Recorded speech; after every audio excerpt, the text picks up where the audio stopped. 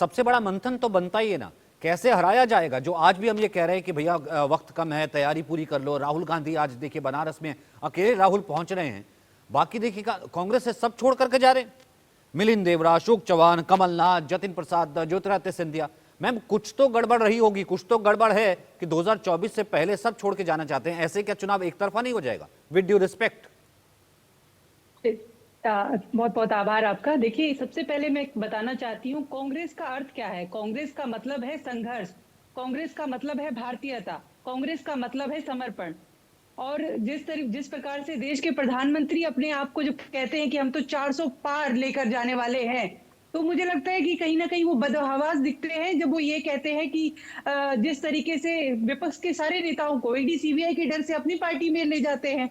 तो फिर मैं ये पूछना चाहती हूँ कि जो भारतीय जनता पार्टी में नेता है उनका क्या होगा जब आप विपक्ष के नेताओं को ले जाके राज्यसभा भेज देते हैं।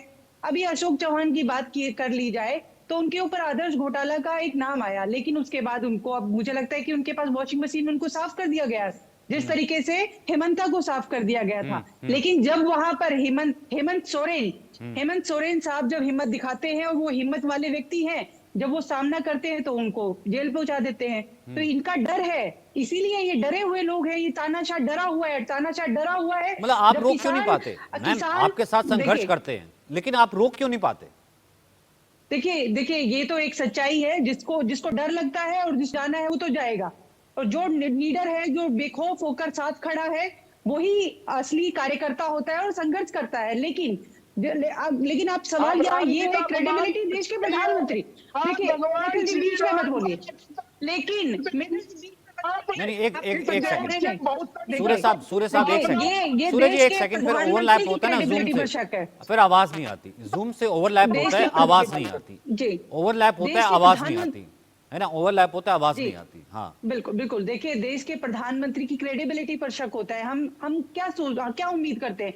हम अपने देश के प्रधानमंत्री, वो हमारे भी प्रधानमंत्री हैं, हम उनसे उम्मीद करते हैं कि वो इस तरीके के बयान ना दे। लेकिन वो कहते हैं 70,000 करोड़, फिर अजीत पवार को अपनी पार्टी में ले जाते हैं। पर कभी उनके नेता कहते हैं कि चक्की पीसिंग करवाएंगे, ऐसा करवाएंगे, फिर उनको बजट दे देते हैं हाथ में। तो ये सवाल आज देश के प्रधानमंत्री से पूछना है। वो तो आए थे जब सत्ता में, क्या बोलकर आए थे? वो तो कह रहे थे कि मैं 3 महीने में जो काम किया है वो दूंगा, दिखाऊंगा कितना काम हुआ है। तो बताइए, तो स्मार्ट सिटी बन गई क्या? बिल्कुल सही बात है। आपने कहा था 2 करोड़ नौकरियां, 20 करोड़ कायदे से नौकरियां मिल जानी चाहिए नहीं, थी मुद्दे युवाओं अलग को। हैं और वो आज तो जिसका युवा जिक्र आप बेरोजगार वॉशिंग है। पाउडर से करती है वो अलग है। मुद्दे अलग हैं और जिसका जिक्र आप वॉशिंग पाउडर से करती हैं वो अलग है। उसका सवाल नहीं, एग्जैक्टली मैं इसका सवाल पूछूंगा। लेकिन वंदना सबसे बड़ी बात तो ये है ना, सबसे बड़ी बात यह है जब विपक्ष इतना बिखरा नजर आता है, जब इंडिया गठबंधन कहीं खड़ा ही नहीं नजर आता है, राहुल गांधी जहां चल रहे हैं, हो सकता है इस वक्त उनको नेताओं के साथ बैठना चाहिए था, तभी शायद आज केजरीवाल साहब कह देते हैं, भांप लेते हैं कि ऐसा है कि 2029 में हरा देंगे, 2024 में नहीं हरा पाए तो। सबको मेरा बहुत बहुत नमस्कार। देखिए, सबसे पहले तो मैं ये कहना चाहूंगी कि भारतीय जनता पार्टी और हमारे प्रधानमंत्री मोदी जी यदि डरे हुए हैं तो आम आदमी पार्टी से। जिस प्रकार से आम आदमी पार्टी पिछले 12 सालों में 2 राज्य में बहुमत से अपनी सरकार बनाई है, और जिस तरीके से उन्होंने पूरे दोनों राज्य में फ्री बिजली, फ्री शिक्षा, अच्छी तरीके साफ सुथरी राजनीति करी है। तो नरेंद्र सिंह मोदी जी को और पूरे भारतीय जनता पार्टी को यह डर लग रहा है कि आने वाले समय में 2024, क्योंकि इंडिया गठबंधन में हमने आज भी इंडिया गठबंधन में हम पूरी शक्ति के साथ खड़े हैं और इंडिया गठबंधन का हम आज भी पूरी तरीके से आदर करते हैं। यदि वो वर्कआउट होता है बहुत अच्छी बात है, नहीं तो हम अपनी सीट्स आपको भी पता है अनाउंस कर चुके हैं। वक्त कितना रह गया? तभी तो मैं कह रहा हूं फिजिबिलिटी क्या है, वक्त कितना रह होना गया? है। और आज भी मैं ये कह दूं कि यदि आप देखेंगे कि आज इतनी हमारी ही पार्टी पे, आम आदमी पार्टी के नेताओं पे ईडी और सीबीआई के छापे क्यों पड़ते हैं? क्योंकि उनको डर लगता है आम आदमी पार्टी के लोगों से कि जिस तरीके से 2 राज्य में उन्होंने इतने बहुमत से सरकार बनाई, तो आने वाला समय कैसा होगा।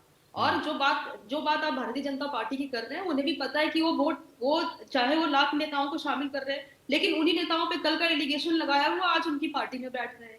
फिर वो मांगेंगे वोट किससे? महिला वोट मांगेंगे। किस मुद्दे पे मांगेंगे? मणिपुर के मुद्दे पे मांगेंगे, या रेस्लर्स जो उनके रेस्लर्स जिन्होंने बैठ के रोड पे प्रोटेस्ट किया उससे महिला वोट मांगेंगे? आज किसान जाकर देश में चारों तरफ किसान, आज दिल्ली के बॉर्डर पे हरियाणा में किसान बैठे हुए, क्या उससे मांगेंगे? आप 20 करोड़ 200 करोड़ और 20 करोड़ और 5 करोड़ ऐसे नौकरी काम करके आते हैं, फिर देते क्या है आप? आज बेरोजगारी देश में सबसे ज्यादा है, महंगाई सबसे ज्यादा है, और बात करते हैं कि हम 400 पार कर जाएंगे। तो ये तो मोदी जी का मिथ है, इसके अलावा कुछ नहीं है। मैम भारतीय लेकिन जनता सामने की स्ट्रेटजी भी तो जनता को दिखनी चाहिए ना तारिक भाई, तारिक खान साहब।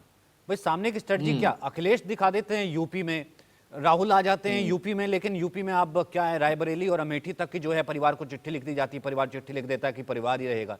उसके अलावा आप देखिए बाकी जगहों पर आम आदमी पार्टी का हम जिक्र करे थे, दिल्ली में वैसे 3 लेकिन 1 का जिक्र कर दिया जाता है। पंजाब से वो बिल्कुल माइनस कर देते हैं कि भैया पंजाब में है नहीं। अखिलेश भैया जो है वो बता देते हैं कि कांग्रेस किस तरफ होगी। छत्तीसगढ़ में हम देख ही चुके हैं। तो ऐसे में जमीनी स्तर पर भी तो जनता को दिखना चाहिए ना। मेरे को एक ऑल्टरनेट है, मैं कह रहा हूं कि अगर वो अति आत्मविश्वासी है सामने वाला, लेकिन वो जानता है सामने वाला को अगर डराना है, डरे हुए को तो वो और डराएगा, तो कैसे निपटा जाए? एक बात से मोदी जी की मैं बहुत खुश हूं। अब आप सोचेंगे कि हम कैसे खुश हो गए कि इन्होंने 370 कहा है हम जीत लेंगे। इन्होंने ये नहीं कहा कि आउट ऑफ 543 हम 600 सीट जीतेंगे। आई एम वेरी हैप्पी, मैं बहुत खुश हूं इस बात से। आई एम सेटिस्फाइड ऑल्सो कि इन्होंने मतलब जितना, क्योंकि क्या है ना कि यूपी में मुख्यमंत्री साहब बताते हैं कि 46 में 56 निकाल लेते हैं। अब 46 में 56 कैसे निकलेगा? ये सिर्फ district is only occupied by Bharatiya Janata party. ये उन्हीं के पास शैली, कला सब कुछ है। तो हम भाई खुश हैं कि 370 कुछ कहा, 600 नहीं कह दिया। इस बात से मैं खुश हूं। अभी बीजेपी के महान प्रवक्ता कोई बोल रहे थे, बताया उन्होंने बहुत ही, सेना को बहुत मजबूत किया। हाँ, अग्निवीर कॉन्ट्रैक्ट बेसिस पे रखेंगे सेना। वेरी गुड, बहुत अच्छी बात है, बहुत अच्छा कर रहे हैं। पर कैपिटा इनकम में भारत की रैंक 125 है दुनिया में, बहुत अच्छी बात। It's very good to have 125th rank, अच्छी बात है। It's a development index. हम हंगर इंडेक्स में 111वें नंबर पे, अच्छी बात है। इससे क्या होता है ना, समृद्धि पता चलती है दुनिया के साथ। और यही एक मानक है विश्व गुरु बनने का। अब हम विश्व गुरु बनने की तरफ बढ़ चुके हैं। इकोनॉमी पे सुन लीजिए, हमारी size of the economy 3.7 trillion dollar. पता है चाइना की साइज कितना है? 18 ट्रिलियन डॉलर। हमारा कंपटीशन चाइना से कहां है? We are competing with Bangladesh, Nepal. हमारा कंपटीशन इन्हीं देशों से है, चाइना से नहीं है। What is the size of the economy of United States of America? That is 27 trillion dollar. We are not even competing, हम उनसे भी नहीं लड़ रहे। हम लड़ किससे रहे हैं? हम लड़ रहे हैं जापान से, जिनकी इकोनॉमी हमारे करीब करीब है। क्या चाइना हमारा कॉम्पिटिटर नहीं है? अगर नहीं है तो लड़ने की कोई जरूरत नहीं है। किस रेट से 3.7 ट्रिलियन डॉलर इकोनॉमी किस रेट से चलेगी कि वो 5 ट्रिलियन डॉलर इकोनॉमी बन जाए? अगर आप 10 at the rate of growth rate, जो कि पिछले 5 साल में एवरेज 5 का निकल के आ रहे हैं 10 सालों में ग्रोथ रेट का, अगर 10 का भी ले लें तो 6-7 साल लगेंगे 5 ट्रिलियन इकोनॉमी में बनने में। तो झूठ बोलते भाई।